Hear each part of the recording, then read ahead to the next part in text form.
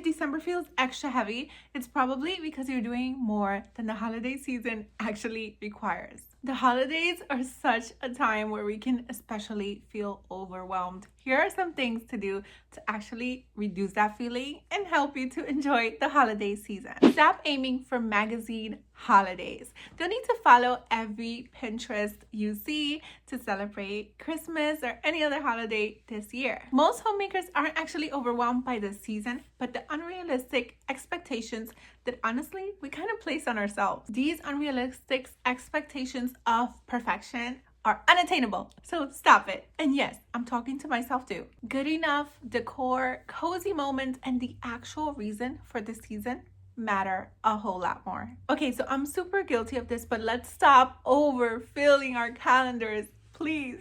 Say no to just one more thing. Listen, downtime creates more room for unexpected joy and spontaneous new traditions. This is hard for me to even say as a type A girly, but I notice when I leave some white space on my calendar, all of the fun things tend to happen there. This year, let's enjoy breathing, staring at the twinkling lights, and enjoying those precious moments with our loved ones.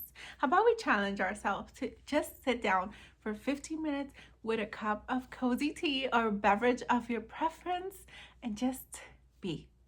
When it comes to holiday cooking, this one can be a doozy. You want to make all of the things, and I totally get it. But one hack that totally has changed the game for me is making and prepping them ahead of time. 2 or 3 days before the actual holiday, prep your things. So make your menu a week or more ahead of the holidays, and a couple of days before, begin to prep.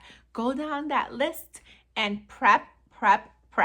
As much as you can possibly prep. No, seriously, as much as you can possibly prep. Because that way, the day of the actual holiday, you'll be probably just putting things in the oven and enjoying with your family. And listen, if you feel comfortable, then stop making all of the things from scratch.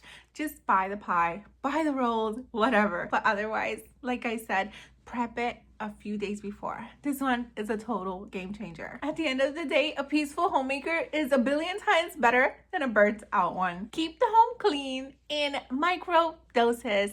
Don't leave the room empty-handed. Fix 3 things in the room better than how you found it. Put away, not down. Wipe down the counters as soon as the mess happens. All of these things will keep your home clean and tidy without doing a clean-a-thon. Okay, and this one is super hard, but also a biggie. Stop waiting to feel overwhelmed to ask for help. If you can, delegate small tasks.